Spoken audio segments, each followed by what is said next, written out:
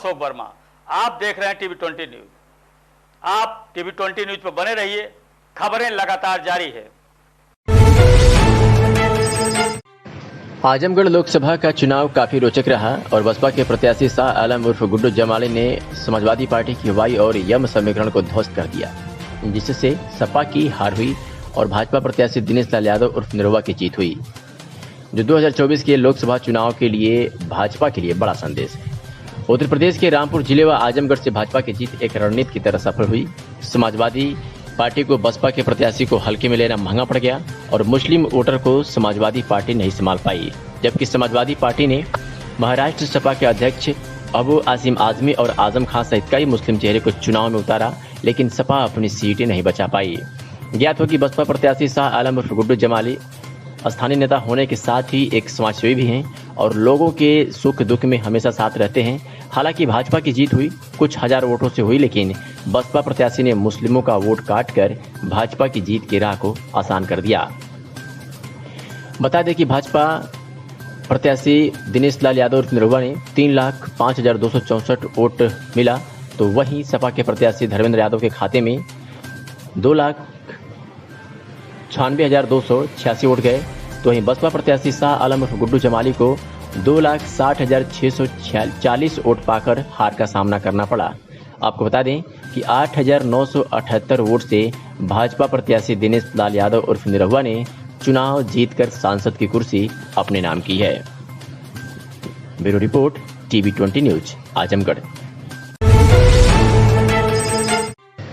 पूर्वांचल के कद्दावर नेता व रणनीतिकार पूर्व मंत्री यशवंत सिंह का चुनाव के पूर्व भाजपा में आना भाजपा को संजीवनी दे गया। कुछ माह पूर्व एमएलसी सीट पर अपने पुत्र को जिताकर यशवंत सिंह ने अपना लोहा मनवा लिया था, जिसका खामियाजा उन्हें भुगतना पड़ा और उन्हें पार्टी से निकाल दिया गया। लेकिन चुनाव के पूर्व यशवंत सिंह को पार्टी में वापस ले लिया गया और यशवंत सिंह ने अपने सहयोगियों के साथ मिलकर भाजपा को आजमगढ़ लोकसभा चुनाव जिताकर एक नई इबादत लिख दिया है।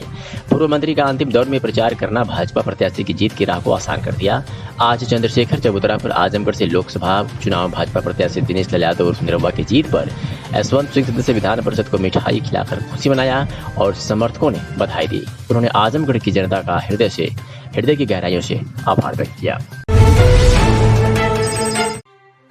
आजमगढ़ लोकसभा के उपचुनाव में भाजपा प्रत्याशी की जीत से पूरे जिले में जश्न का माहौल है। ढोल नगाड़े व गुलाल लगाकर भाजपा नेताओं ने एक दूसरे को बधाई दी। भाजपा नेताओं ने जीत की जश्न मनाते हुए क्या कुछ कहा, आपको सुनवाते हैं।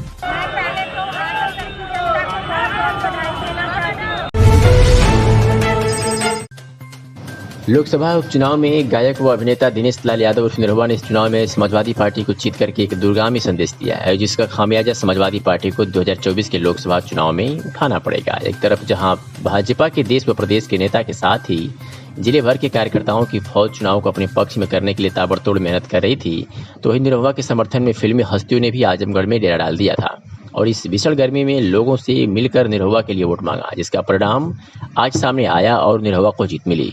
चुनाव का प्रमाण पत्र पाने के बाद भाजपा जिलाध्यक्ष रोज सिंह व अन्य साथियों के साथ प्रसन्न मुद्रा में निरहुआ देखने को मिला। समाजवादी पार्टी को लोकसभा के उपचुनाव में सम्मानजनक हार का सामना करना पड़ा, क्योंकि वाई-एम समीकरण बसपा प्रत्याशी की वजह से ध्वस्त हो गया। 3,03,837 वोट पाने के बाद भी सपा को हार का सामना करना पड़ा। मात्र कुछ दिनों में चुनाव होने की वजह से समाजवादी पार्टी की सही ढंग से चुनाव की रणनीति तैयार नहीं कर पाई और मुस्लिम वोटरों को विखरने से भी नहीं रोक पाई। हालांकि समाजवादी पार्टी के सभी कार्यकर्ता पूरी ताकत लगा दिए थे और यादव मतदाता भी पूरी मुस्तैदी से लगे हुए थे। ऐसे सुनाते हैं कि सपा प्रत्याशी धर्मेंद्र यादव चुनाव हारने के बाद क्या कुछ कहा।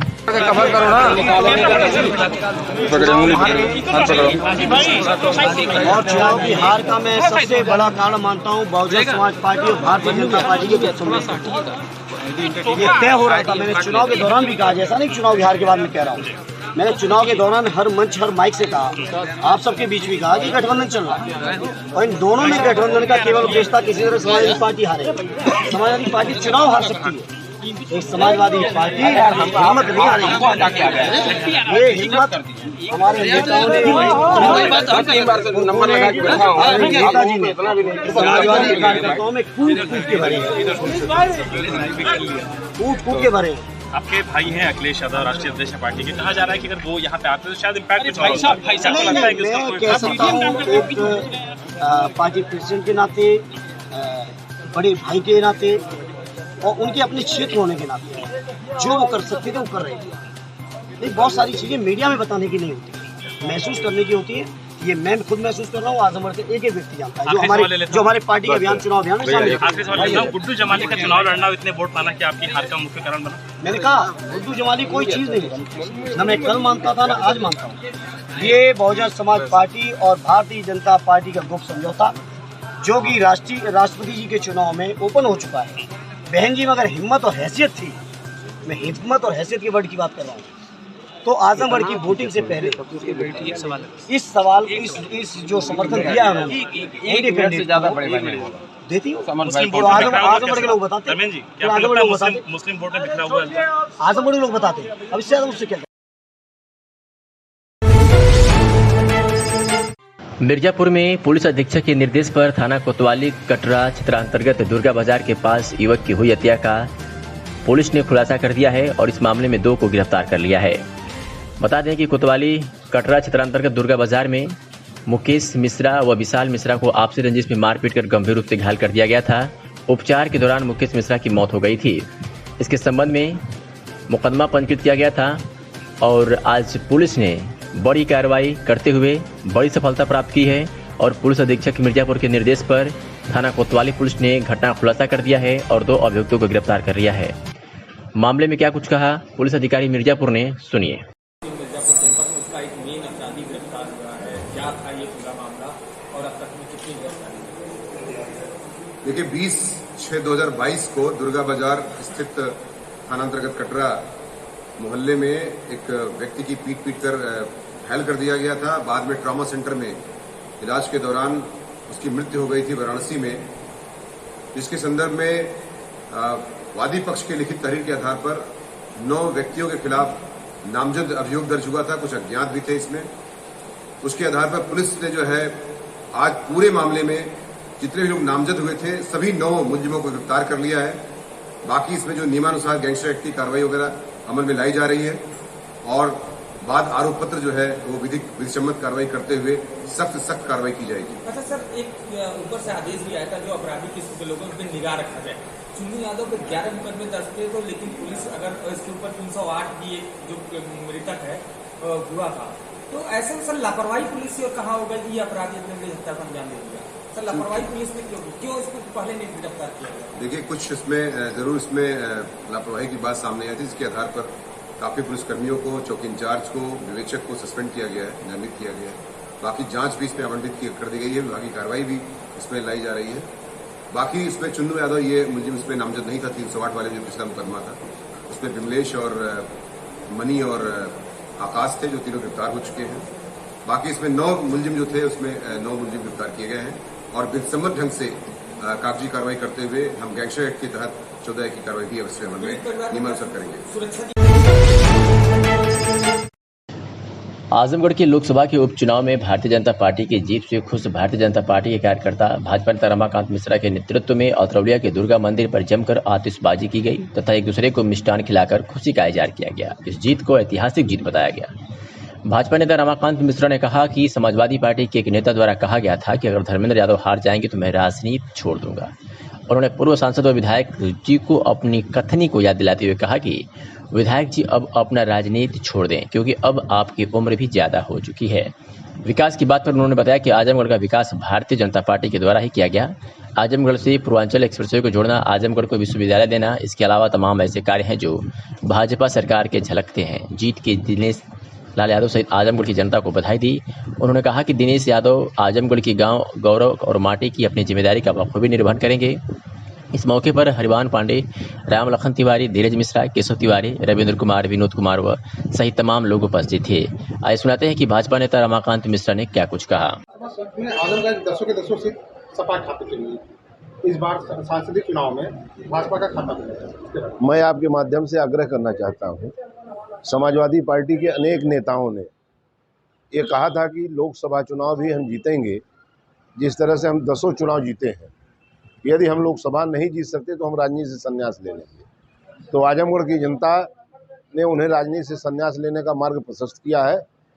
मैं आग्रह करूंगा कि उनकी उम्र भी ज़्यादा हो गई है, विधानसभा की सदस्यता से तत्काल त्यागपत्र देके आजमगढ़ में जिस तरह से लोकसभा का उपचुनाव हुआ है, 10 की 10 विधानसभाओं पे उपचुनाव हो जाए, समाजवादी पार्टी की हैसियत का पता चल जाएगा। आजमगढ़ लोकसभा चुनाव के बारे में आप क्या कहेंगे? जीत हासिल हुई है।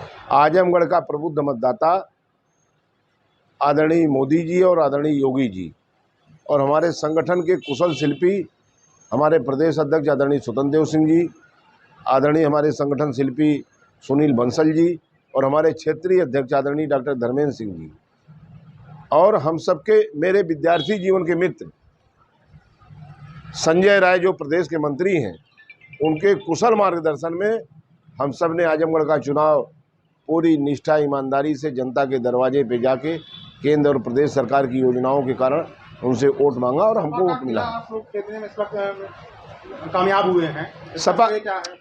सपा का कोई किला है ही नहीं। समाजवादी पार्टी एक अपराधी गुंडों माफियाओं की पार्टी है। जनता इनके असली चेहरे को पहचान चुकी है। अब यह काट की हांडी दूसरी बार नहीं चढ़ने वाली है। आज रामपुर जो समाजवादी पार्टी के बड़े नेता हैं श्री आजम खां साहब और समाजवादी पार्टी की जो तथा स्वयं राष्ट्रीय अध्यक्ष हैं आदरणीय अखिलेश यादव जी, दो के दोनों लोगों ने अपनी अपनी लोकसभा की सीटें गंवाई हैं। मेरा आपसे आग्रह है कि इन्हें तत्काल विधानसभा से भी इस्तीफा दे करके राजनीति से संन्यास लेना चाहिए। भाजपा की सीट न होने के कारण यहाँ का विकास प्रभावित हो रहा है। अब तो आपको सीट मिल गई है, अब विकास की रफ्तार क्या होगी? हम सीट हमारी हो न हो, हमने विकास का जो मानक तय किया है, गांव गरीब किसान झुग्गी झोपड़ी में रहने वाला इंसान, सबका सम्मान और सबका विश्वास जो हमारे नेता आदरणीय मोदी जी की कल्पना है, उसको हम साकार करते हैं। हमने आजमगढ़ को पूर्वांचल एक्सप्रेसवे से जोड़ा, हमने आजमगढ़ में विश्वविद्यालय दिया। मैं विद्यार्थी राजनीति से निकला हुआ व्यक्ति हूँ, मैं सिवली कॉलेज का उपाध्यक्ष अध्यक्ष दोनों रहा हूँ। हम लोग उस जमाने में विश्वविद्यालय की मांग करते थे आजमगढ़ में, वीर बहादुर सिंह ने उस विश्वविद्यालय को जौनपुर में दे दिया। हमारी सरकार ने आजमगढ़ में विश्वविद्यालय दिया है। यहाँ गांव का बेटा शरबत पी करके रोटी खा करके जाएगा और विश्वविद्यालय की शिक्षा ग्रहण करेगा। ये मामूली उपलब्धि है। हम बिना जात, बिना मजहब, बिना पंथ, बिना बंटवारे के सबको खाद्यान्न, निःशुल्क वैक्सीन, समाज के समग्र विकास की चिंता हम करते हैं। और वोट लेगी सपा। सपा का एक भी काम आप बता दीजिए। समाजवादी पार्टी का कोई काम ऐसा नहीं होगा जो जिसके माध्यम से उनके बड़े नेताओं ने भयंकर कमीशनखोरी न की हो। चाहे वो अतरौलिया का पीजीआई हो, चाहे वो अतरौलिया में आज भी बलराम यादव का 1 करोड़ 60 लाख रुपया हाईवे के भुगतान का मामला पकड़ा गया है। उन्होंने जो विद्यालय बनाया है, महाविद्यालय बनाया है, जो कॉन्वेंट विद्यालय बनाया है, वो सरकारी जमीन पे है। समाजवादी पार्टी का तो यही चरित्र है। नीरव जी कह रहे हैं कि हम आजमगढ़ में रह के ही, आजमगढ़ में निवास करके ही आजमगढ़ विकास करेंगे। भारतीय जनता पार्टी का एक एक कार्यकर्ता, भारतीय जनता पार्टी के आदरणीय श्यामा प्रसाद मुखर्जी और दीनदयाल उपाध्याय जी के बताए हुए मार्ग पे चल करके नरेंद्र मोदी और योगी आदित्यनाथ के कामों को सफल कर रहा है। इसलिए हर कार्यकर्ता, निरहू यहाँ से चुनाव जीते हैं तो निरहू यहाँ रह करके ही रहेंगे। ये आयातित लोग, जैसे कई लोग कह रहे थे बाहरी है चले जाएंगे, जैसे अखिलेश जी चले गए, रेहू चले जाएंगे, इसके बारे में क्या कहें? अखिलेश जी गए तो उन्होंने अपना वारिस धर्मेंद्र जी को भेजा। धर्मेंद्र जी आजमगढ़ के किसी 11 गांव का नाम बता दें। एक तो जनता ने नकार दिया है। एक न्याय पंचायत का 11 गांव भी नहीं जानते। तो धर्मेंद्र यादव आजमगढ़ को क्या धर्मशाला समझ के आए थे? निरहू 19 का चुनाव हारने के बाद लगातार आजमगढ़ के लोगों के सुख दुख में सहभागी रहे, इसलिए यहाँ के लोगों ने उन्हें वोट दिया है और उन्हें विजयश्री दी है। हम जनता का और आजमगढ़ के मतदाताओं का आभार व्यक्त करते हैं। आजमगढ़ में लोकसभा उपचुनाव को लेकर के प्रशासन मतगणना स्थल पर पूरी तरह से मुस्तैद रहा। सुरक्षा के व्यापक प्रबंध किए गए थे जिससे किसी प्रकार की मतगणना के समय रुकावट न आए। पुलिस अधीक्षक ने कहा कि मतगणना प्रक्रिया पूर्ण रूप से सुचारू व शांतिपूर्ण तरीके से प्रचलित है। मतगणना केंद्र पर चुनाव आयोग के दिशा निर्देशानुसार सुरक्षा व्यवस्था भी की गई है। मीडिया से हुई बातचीत में और क्या कुछ कहा एसपी आजमगढ़ अनुराग आर्य ने, सुनिए। क्या सर कंफ्यूजन रहा? मतगणना जब शुरू होती है तो जाहिर सी बात है कि जो मतगणना कर्मी हैं और जो अभिकर्ता हैं पॉलिटिकल पार्टीज़ के और कैंडिडेट्स के, वो अंदर जाते हैं काफ़ी संख्या में। उनके लिए अलग अलग गेट्स बनाए गए हैं। फ्रिस्किंग की व्यवस्था है उसी को लेके कुछ कन्फ्यूजन हुआ था 2 मिनट के लिए, हम लोगों के द्वारा वार्ता करके और मजिस्ट्रेट साहब ने मौके पे पहुंचकर उसको सॉर्ट आउट करा दिया। किसी प्रकार का इशू पेंडिंग नहीं है किसी भी तरह का, और हम लोग एश्योर कराते हैं कि इलेक्शन कमीशन की गाइडलाइंस के अनुरूप ही शांतिपूर्ण तरीके से, निष्पक्ष तरीके से पूरी प्रक्रिया को संपन्न कराया जाएगा।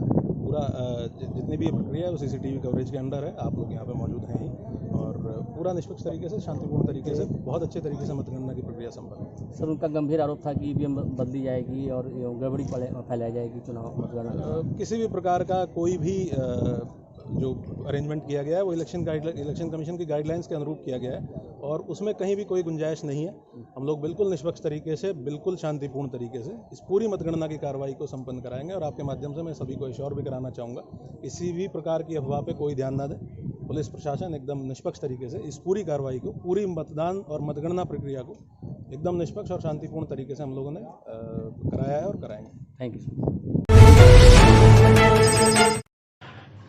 मैनपुरी के एक गांव के ही पड़ोस में रहने वाले ने पड़ोसी पर अचानक से हमला कर दिया। युवक को इतना मारा गया कि घायल युवक बेहोश हो गया। घर वालों को सूचना मिलते ही मौके पर पहुंच गए।